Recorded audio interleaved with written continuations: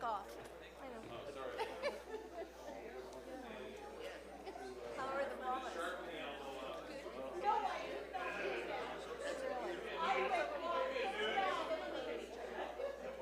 I'll get out of the way. I'll wait. I'll get out of the way.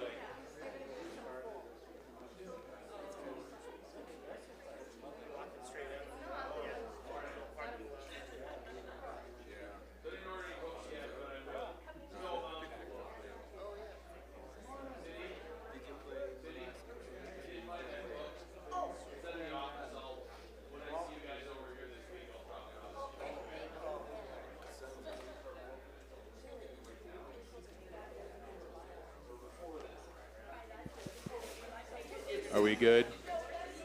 Who's in charge up there anyways? All right, if I could have your attention, please, this morning. Why don't you grab a seat?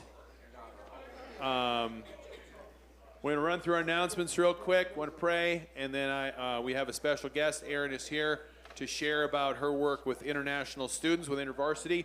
So I want to give her the time that I have promised her. So yeah, welcome here this morning. Just want to run through the announcements. I already mentioned Erin is here with InterVarsity. She's going to be sharing during the Sunday school and then probably just briefly during the morning service, a few minutes. The Ladies' Spring Tea is this Saturday, 11 a.m. in the gym.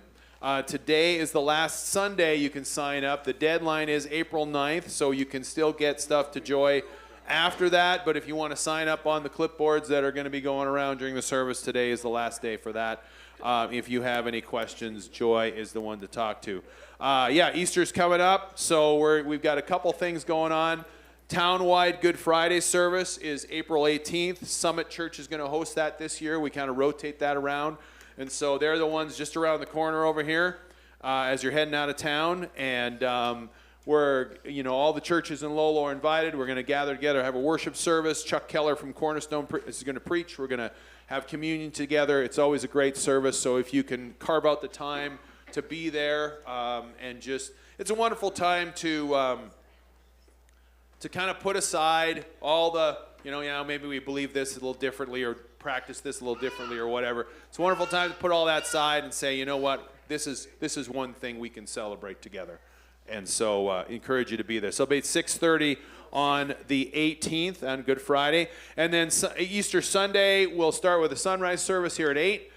We will be filming some testimonies next week. And we have our debut of the Luke Smalley Youth Praise Team. Yeah, there you go.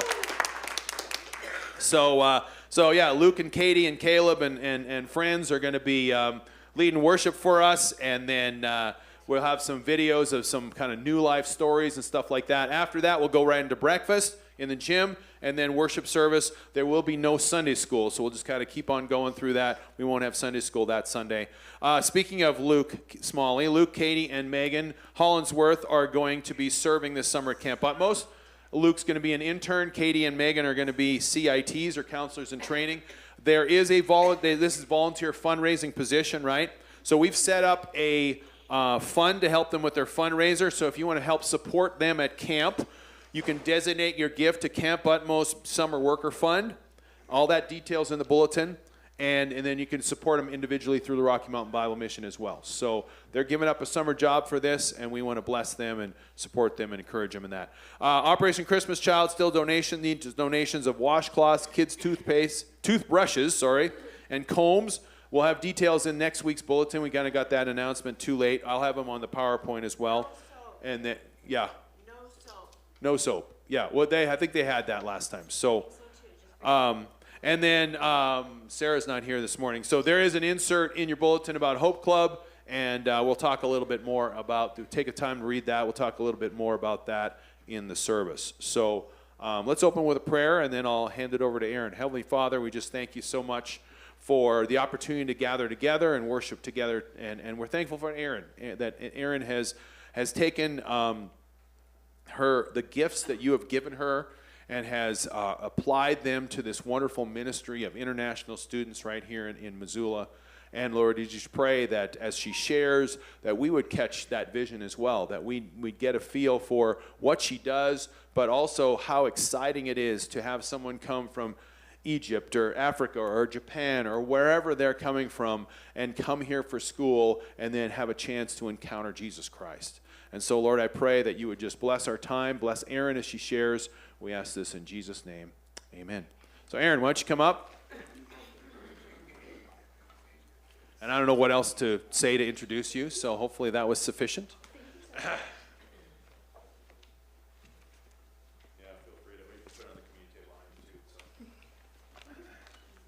Hi, my name is Erin McConaughey, and I work at the University of Montana. I am from Corvallis originally, but this is my family now. This is my husband, Paul, and our really cute baby, Sage. He's in the back with one of my students, Reese. And if you hear a bit of roaring, that's my baby.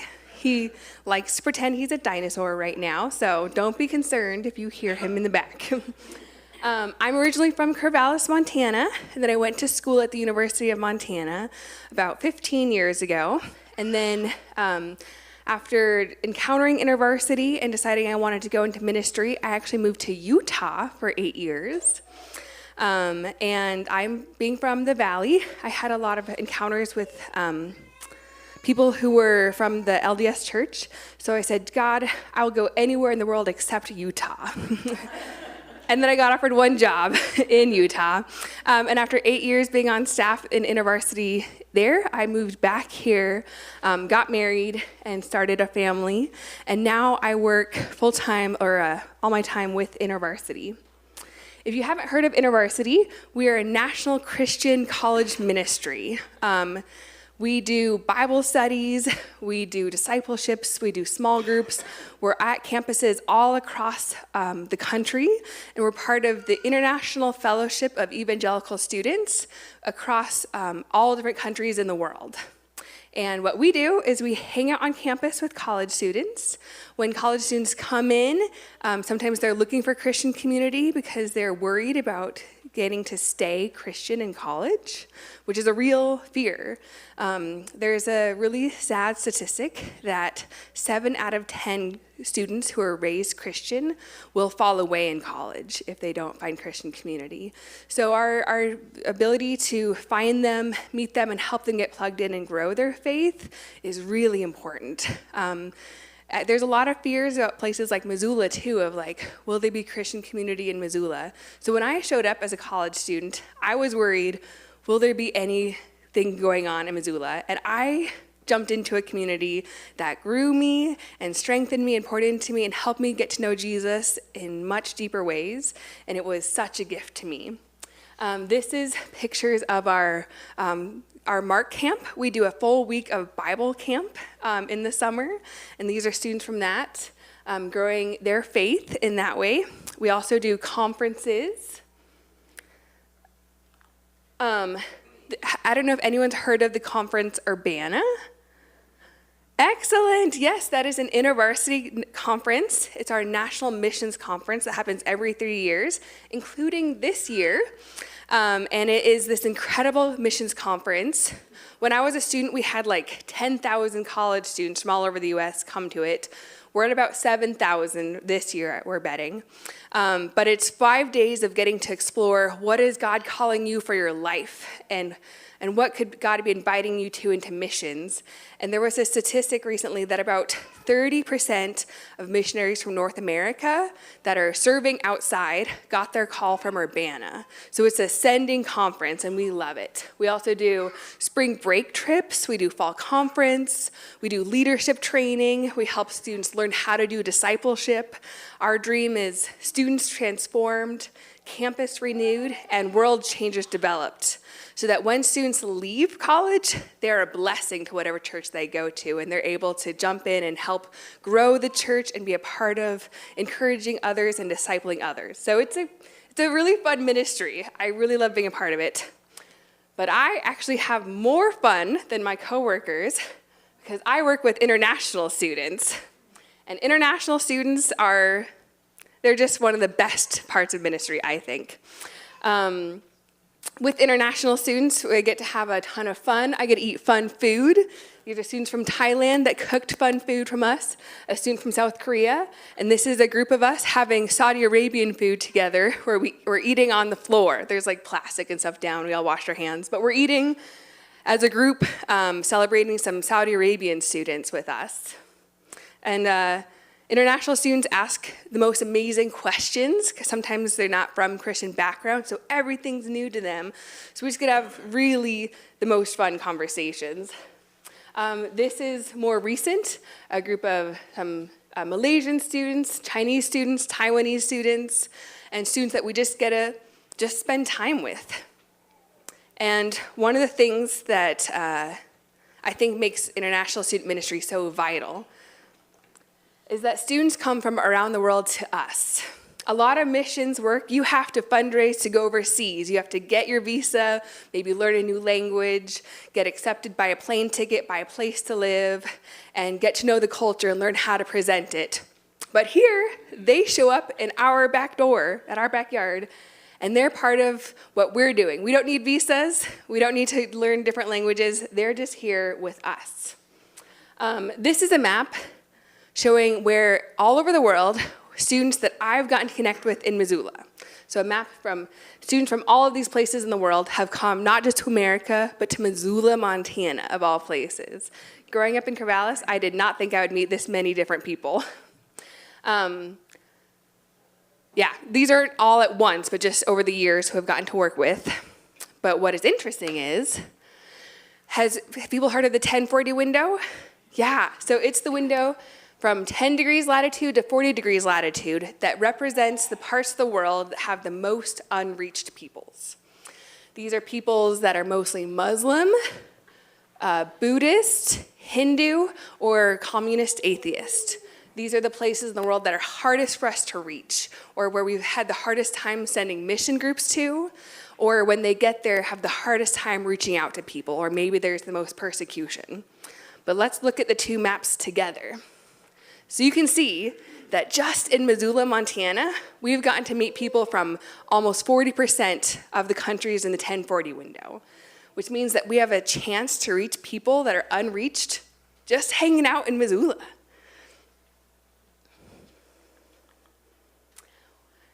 Next, we build relationships with international students and get to share our lives with them and earn trust to share the gospel. When international students first arrive, we don't want to jump the gun and just overwhelm them. We want to help welcome them in, help them make friendships, help them know we have their best interests in mind. And a lot of times that's through just having a lot of fun with them.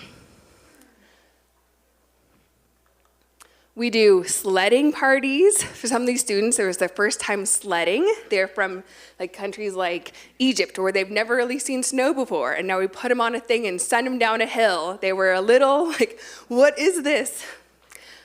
We play soccer with Brazilian students. We do a pumpkin carving party in the fall. Anything to kind of introduce them to regular Montana or American traditions and fun. And then through these conversations, we get to really get to know them, build trust, share our hearts, and in sharing our lives, just conversations about Jesus just come out, because that's what's important to us. This is just hanging out on campus, teaching students s'mores. I hope everyone knew s'mores are actually from America. It's a traditionally American food. So it's one of our goals to introduce students to how to make a s'more. And it's one of the things that they hear about, and they're like, what is this amazing thing? And we teach them how to roast a marshmallow, and it's just amazing for them. So things that seem really kind of normal life are things that just are so exciting for them. And then we do things like host families for holidays. So this is a picture at Como, where a host family hosted this group for Thanksgiving last year. And they had them down for the weekend, cooked American foods with them. They learned how to make things like green bean casserole, and they're taking pictures for their family like, look, I'm cooking American food. And we work hard to pick Christian families for this, so that as they're having conversations about, well, what does Thanksgiving mean to you, and why is this a holiday, they can share well, we also spend time thanking God for things in our year and getting to share the things that really matter about the holiday. This is a couple years ago, Thanksgiving as well, and the Christmas tree lighting in Hamilton, so they can start having conversations about Christmas too. And I organized this as an official thing through the University of Montana Global Engagement Office. When I first moved back, I got hired at the Global Engagement Office because they needed someone right when I happened to be available. So I got hired to work there and help coordinate some office work. And then when I was done, the office lady, they had a new hire, and she came in and she was very suspicious about Christian groups. She was originally from Japan. She was not sure she liked the idea of me being involved. So I spent that whole summer trying to gain trust with her and work with her and meet with her and asking her if I could do airport pickups in the fall when new students come and help with orientation so that students can get to Walmart and get things they need. And now, a year and a half later, she met with me and said, InterVarsity has been a saving grace to this community.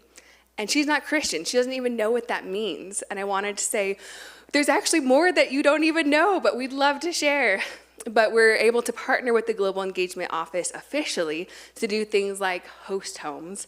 And what I love about that is the students actually get to spend time in American homes. There was a statistic from a while ago, I don't know if it's this exact number anymore, but that says that 80% of international students that come to America will never set foot in an American home, no matter how long they're here, whether it's a semester, a year, 4 years, 6 years for a PhD, they never get invited over once often. So we want to help change that. And when these international students go, they'll often connect really well with the American families, and then the American families can invite them back without it being an official thing. So this group actually went back for Christmas, just on their own. They just loved being with the family, and then back for Easter as well, and got to go to church with these families, dye Easter eggs, maybe have a big Easter dinner, and they just said, it's like I have an American family or American parents. And for the American families, maybe they've never had anyone from Malaysia in their house before, and now they get to host them and talk to them and hear about their traditions. We try to coach them on maybe the foods to serve, right? So you're not serving ham to Muslim students or things like that, but that the families feel prepared on how to host, and then the kids get to meet people from all over the world. So that's a program I really, really love, and that really helps students get connected to more than just other students on campus.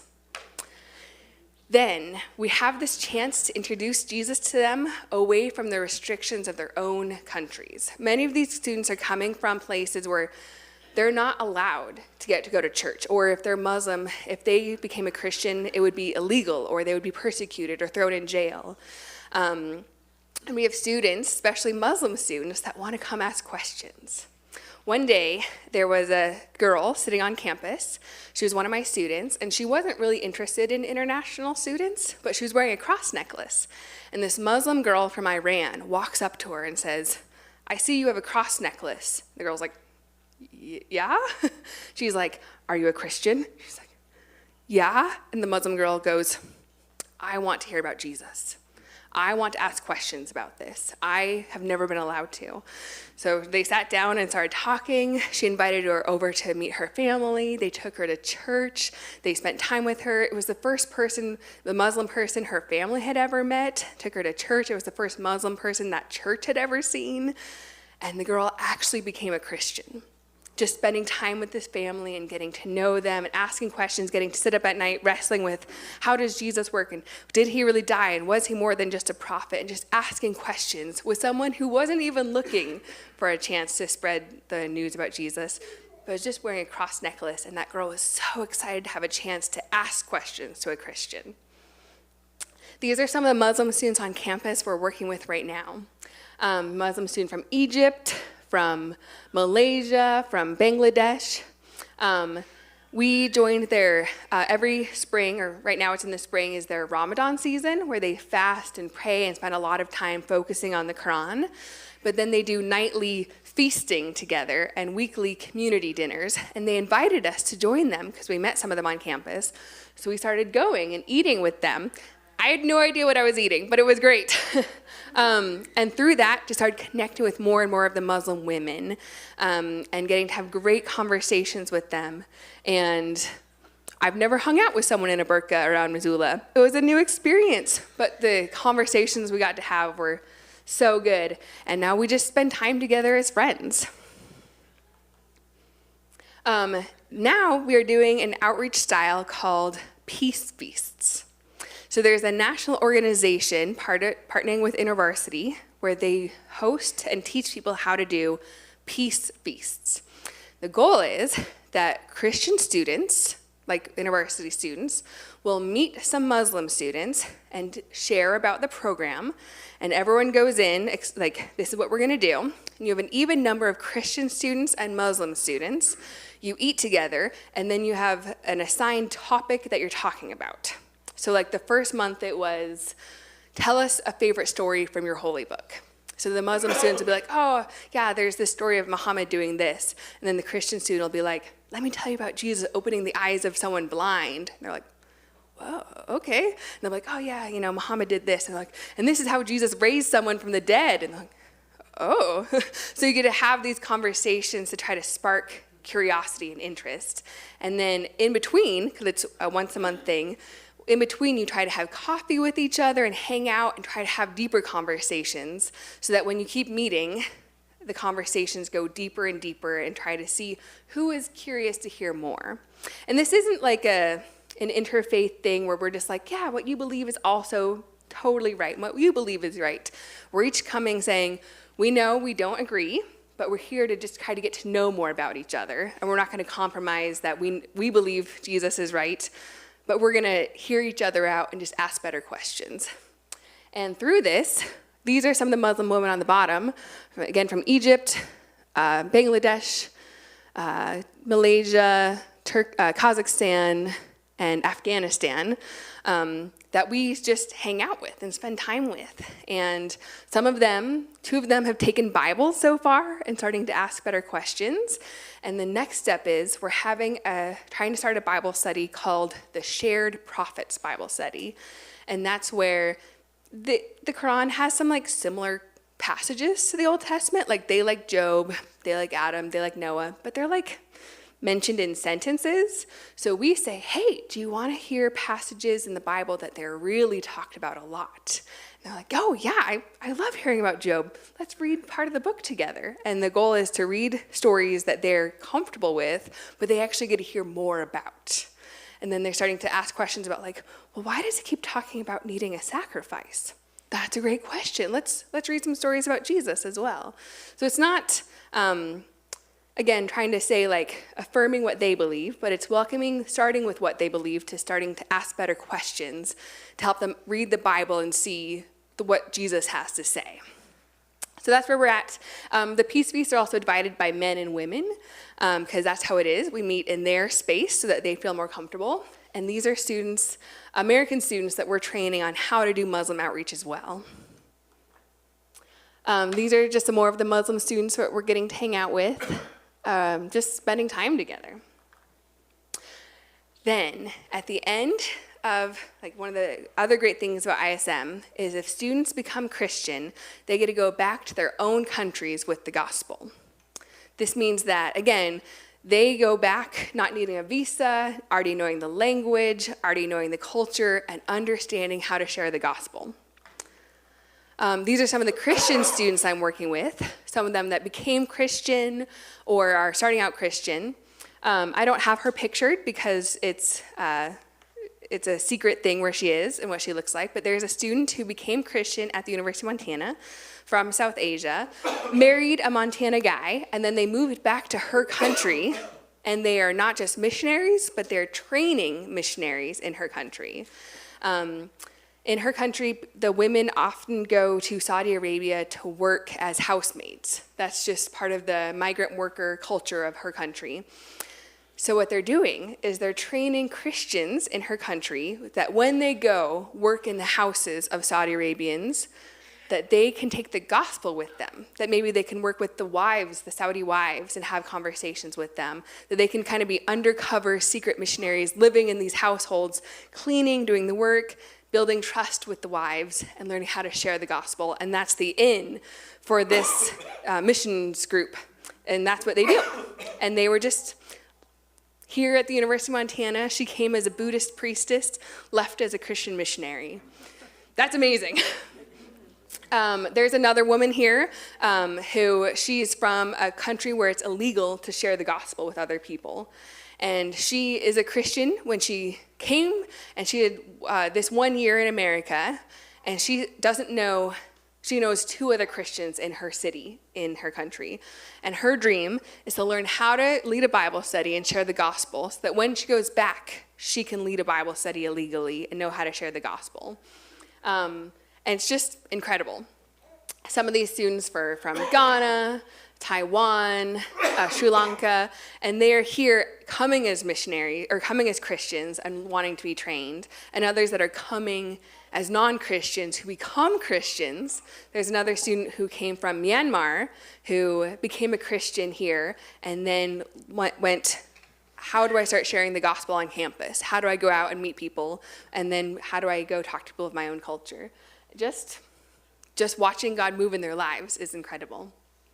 So that's a lot of what I do on campus right now. That's my job, is I hang out with international students, I welcome them, I help them get set up, I help them get what they need, again, like Walmart runs, help take them on touristy things like, this is Butte. I know that's not where people might start, but I think it's interesting.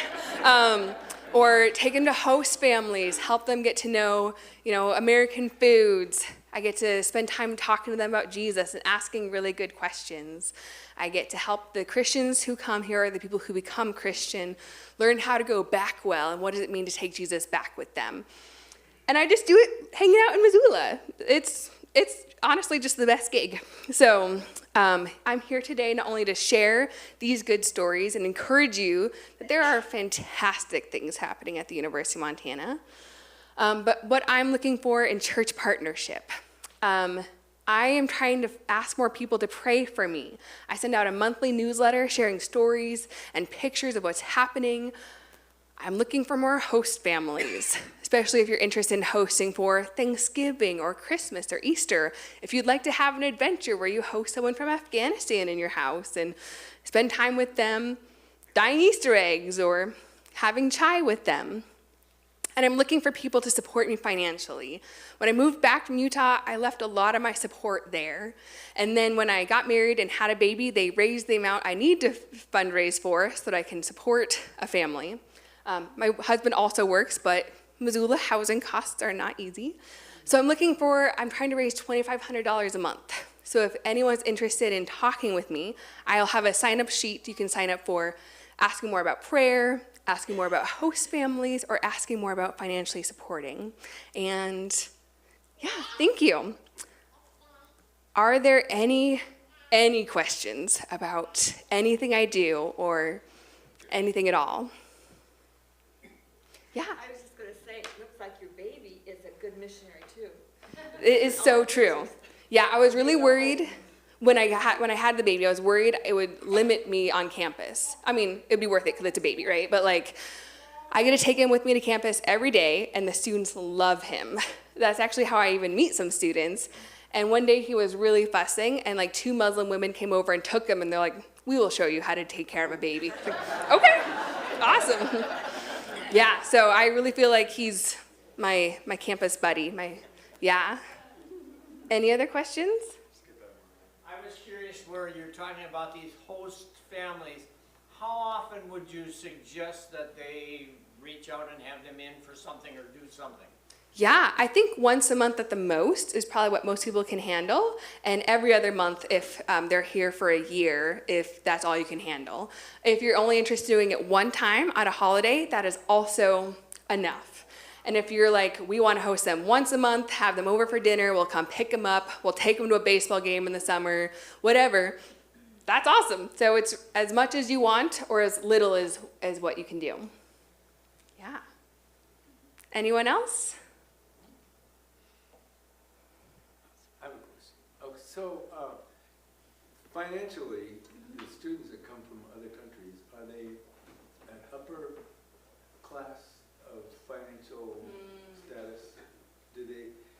Does it take that kind of finances to get here? That is a great question. A lot of the students are from places where they can afford more, like their families can send them, but it depends on the country. A lot of students are here on scholarships, like a lot of the African students applied for scholarships in their like PhD programs and were given funding to come. When we had a lot of Saudi students, they all paid for themselves. They were fine. A lot of the European students can take care of themselves. So it just depends kind of more on the region of kind of what and who the university has scholarships for. But sometimes we have students that are like, yep, they're here, they can take care of themselves, they're fine. And then we have students that are here and they work on campus all the time and they're trying to support themselves and send money home. And yeah, just kind of depends. How is their English? Oh, that's a good question. That also depends on the region. We have a lot of students that come that are very proficient in English. I maybe miss 5 to 10% of what they say, but we normally understand each other fine.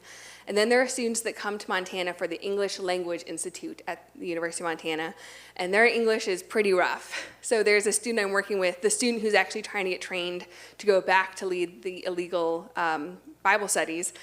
I maybe understand 40% of what she says. So I actually found 2 people within university staff nationally that speak the same language as her, and they're actually doing the training for her right now for the last 2 months she's here, because I'm worried that she hasn't understood what I've been trying to tell her about how to lead a Bible study. But we still hang out and try to pray and meet, but yeah. But if we did host homes, we would try to make sure that the students spoke English enough that you could hang out with them and understand them. Yeah. Anyone else? Yeah. Are you pretty familiar with how Christianity is going to be received in their country? That's a great question. Like when they go home, if they're Christian?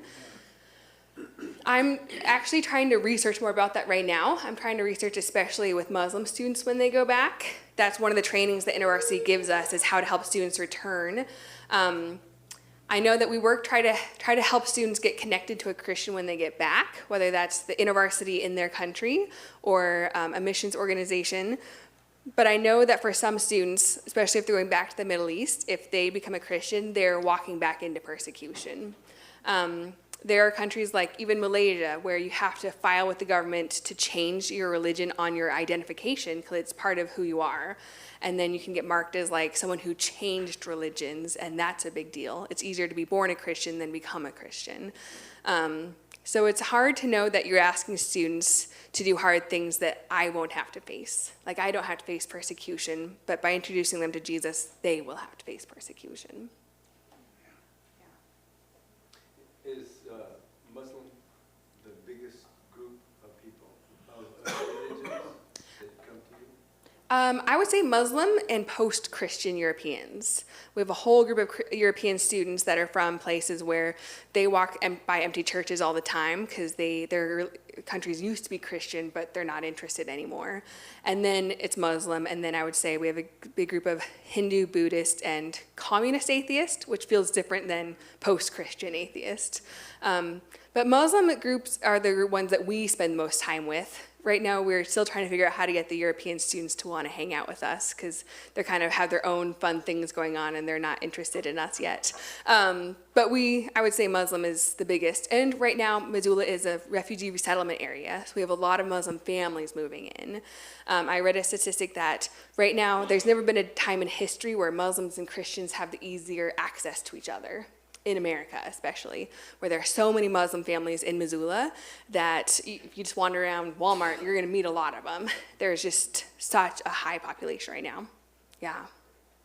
I'm always amazed at how many wander around just the close Walmart and you listen to conversations, I'm going, that's Arabic. Yeah. You know, they're talking to each other in Arabic, you know, so. Totally. Yeah. Did you have a question? How many students are you getting to? Yeah, so right now we probably hang out with 25 to 30. There's about 170 students on campus right now. We used to have a lot more before COVID, but that ended a lot of visa relationships. When I was a student, we probably had 800 students on campus, international students every semester. And now we're about to 160, 170, but a lot more of them are grad students or PhD students, so they stay longer than just the one semester at a time. Again, we probably hang out with 25 to 30, and then we probably hang out with 15 regularly in spiritual conversations and Bible studies. You take them to church? The Christian students come to church, and then one of the Afghan girls is really interested in church right now. She was working at Walmart, and they wouldn't let her have Sundays off, so she was really struggling. And then she got a new job, and so now she's been asking about she's trying to decide when she'd like to come to church with us. She's also one of the girls that took a Bible and has been reading it on her own. And we're hoping, she's thinking about coming to the Easter service with us. I go to Missoula Alliance Church mostly. And she likes the colors and the songs, and she's trying to figure out what she thinks of it. So right now, not a lot of the other Muslim women come, but we're trying to do a big invite for Easter. They get really offended at the thought of Jesus being crucified. That's a big offensive thing in Islam. So Good Friday isn't where we're going to start with them, but Easter is where we're hoping that they can come and see more.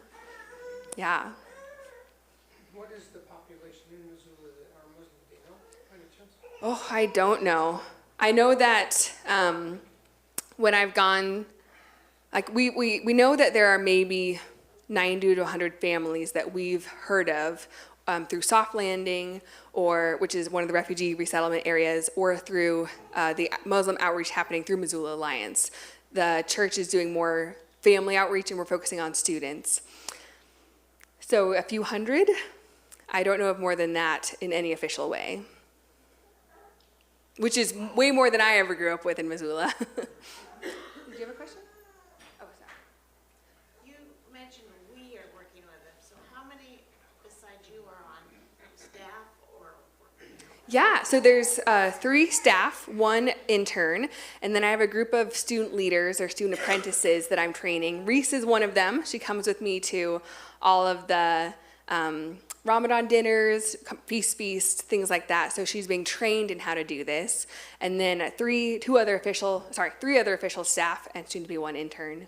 And then I often drag my husband to stuff. So, but yeah.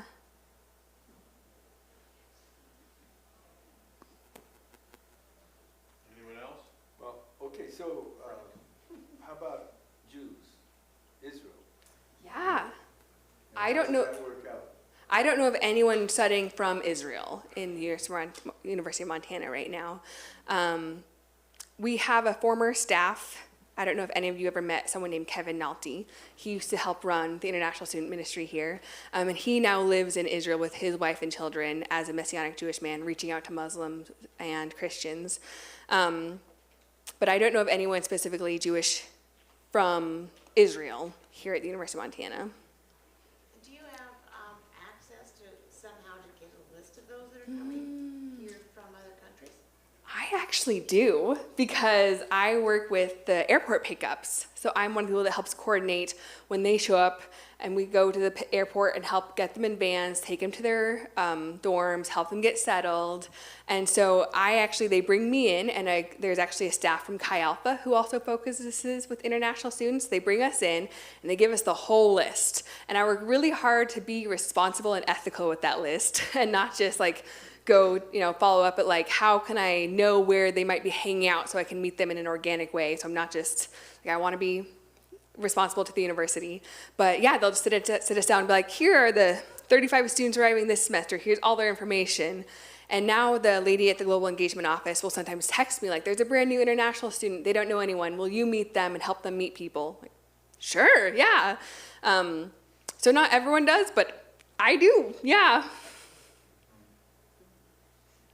So, does the university knows that you're a Christian and a missionary, so to speak.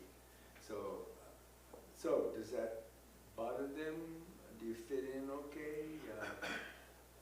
There's no push against you? That's a great question. Yes. So when we first, again, university's been on campus since the 70s at UM, so there's a long history of them showing that we're faithful and we're here to serve. But, campuses look different than they used to, and they're changing, and they're kind of the front edge of the changing culture.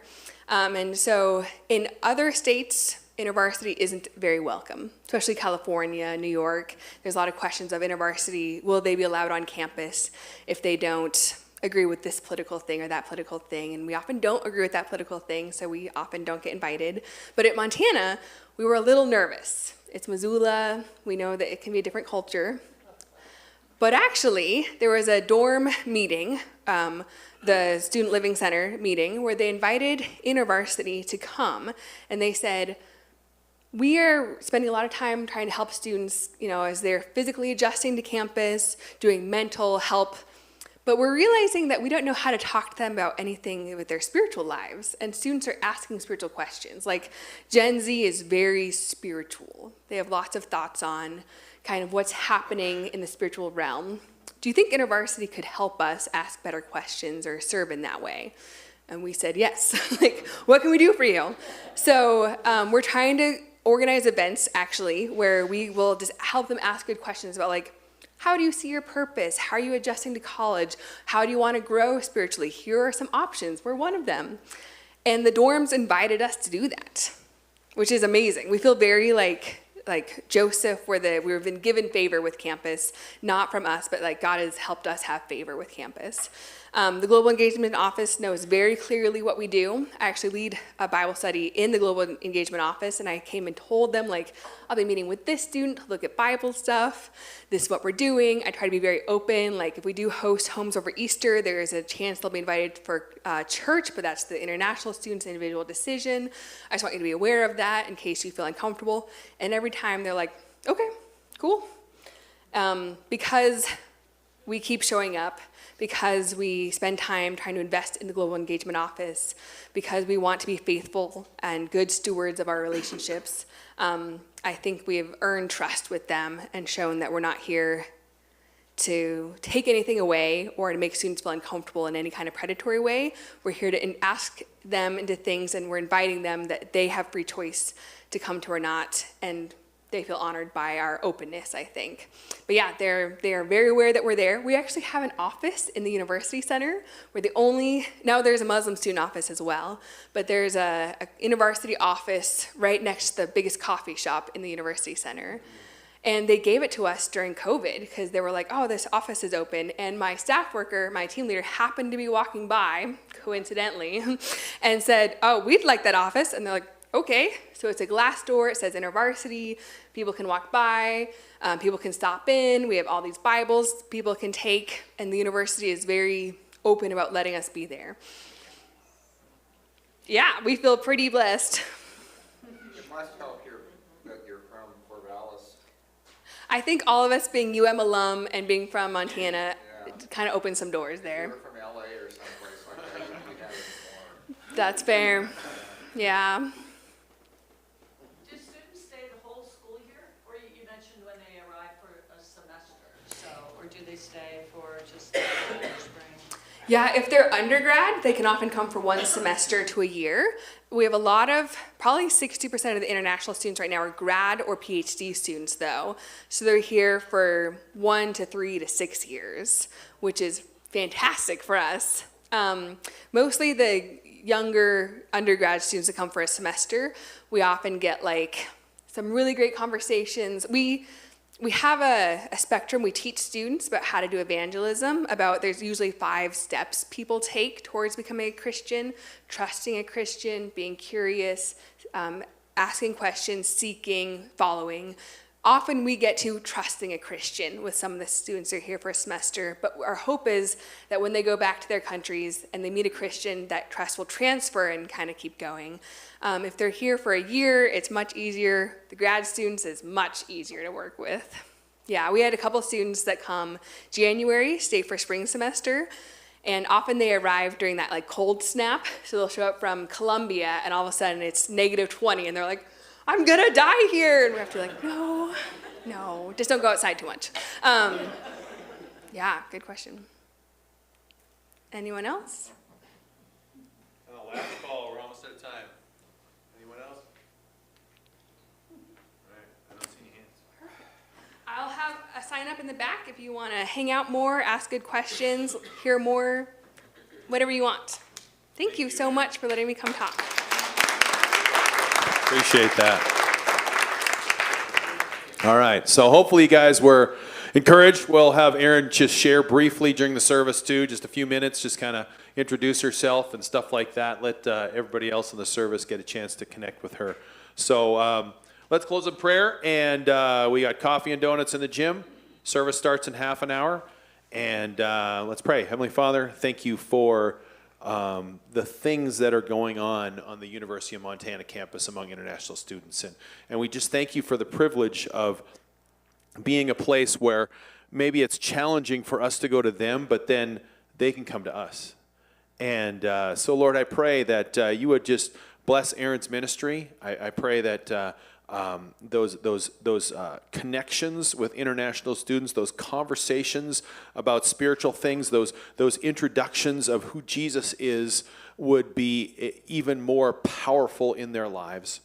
I pray that you would provide a partnership with her, with prayer partners and financial partners as well, and that you would just continue to bless that ministry, that there would be eternal fruit out of what she does on the University of Montana campus. We ask this in Jesus' name. Amen. All right. Thanks, guys.